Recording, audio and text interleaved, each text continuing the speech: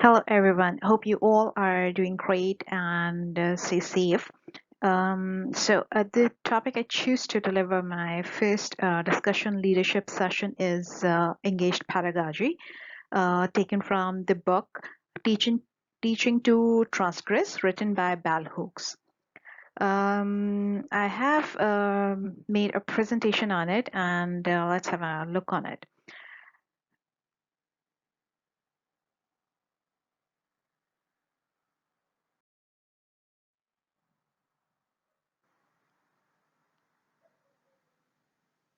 Okay, let me tell you about the Bell Hooks first.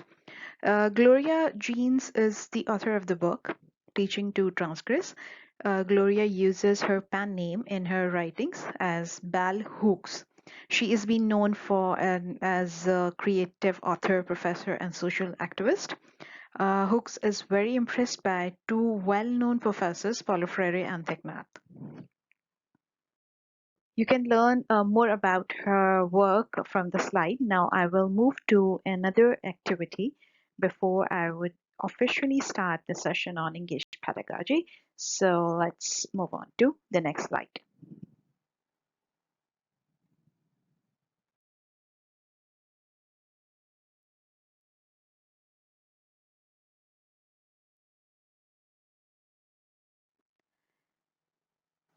Okay, here you can see two blocks using classroom A and classroom B. So I would like to ask you whether you can differentiate between these two classrooms or not. Secondly, which classroom you want to go if you have a choice to pick one. This is an activity I planned to have a discussion based on the classification of the classrooms discussed by Bell Hooks in her book and specifically in this chapter. So regardless the class description, both classrooms are similar. But when it comes to the class description, we can see that in classroom A, only professor is speaking and delivering his lecture, whereas in classroom B, two-way discussion is in process and students are equally participating in the class, like the professor said. Therefore, with this activity, I can start my topic discussion on engaged pedagogy.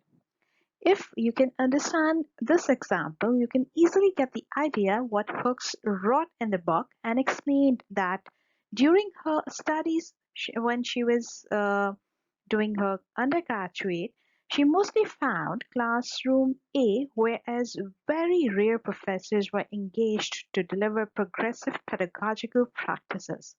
According to Hooks, she has seen universities as a heaven for students who were good in book knowledge but may be unfit for any social interaction.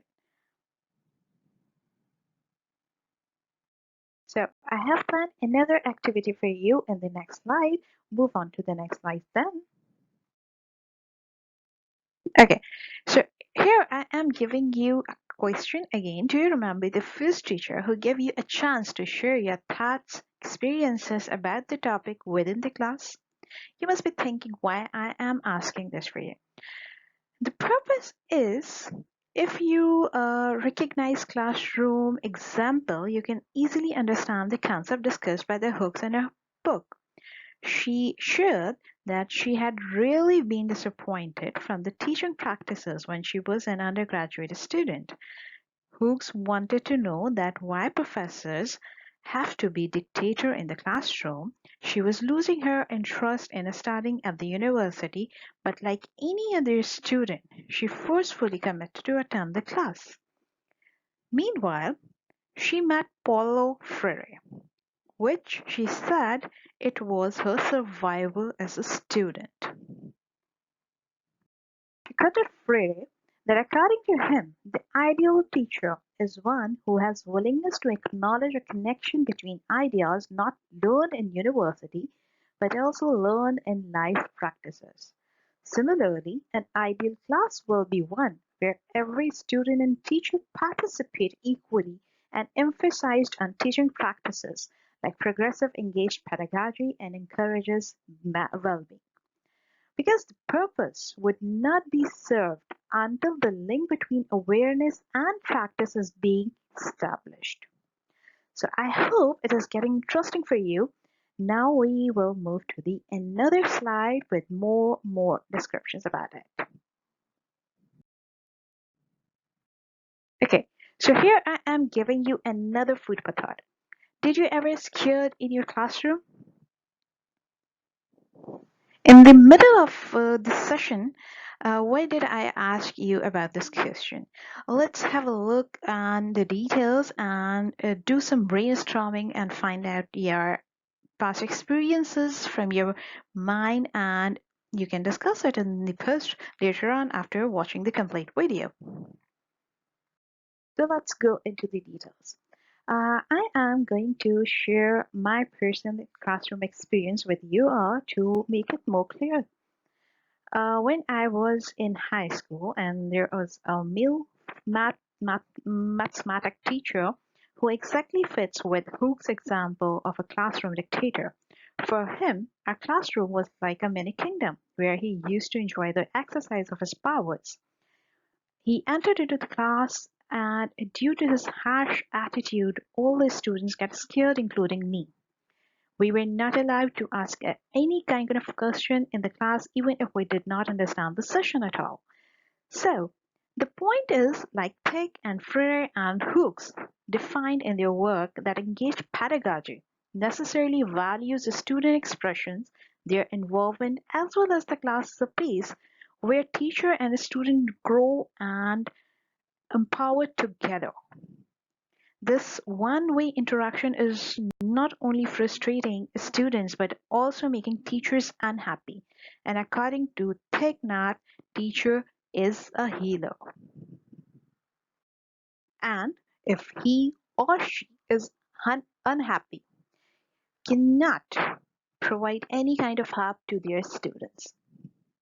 So moving on to the other slide and more description about this chapter created by Bell Hooks.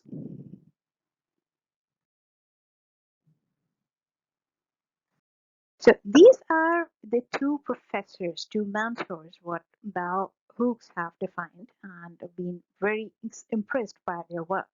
For Freire and Thich Nhat, I have jotted down the points of view of Freire and Thich about pedagogy practices.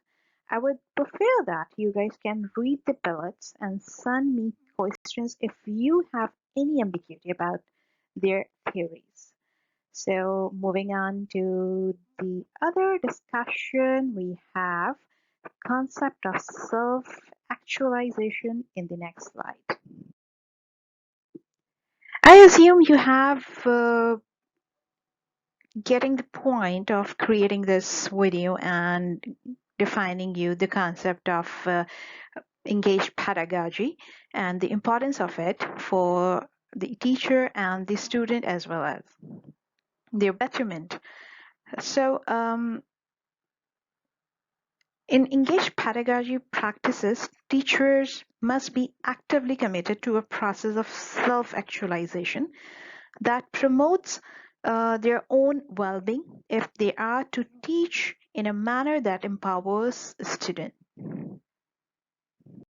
Because Hooks believe that personal success is linked with self-actualization. And when I discussed and I learned about the self-actualization, I totally agreed with Hooks' point of view.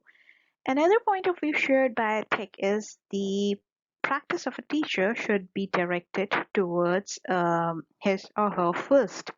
Because when education is the practice of freedom, students are not the only one who used or who are asked to share or confess.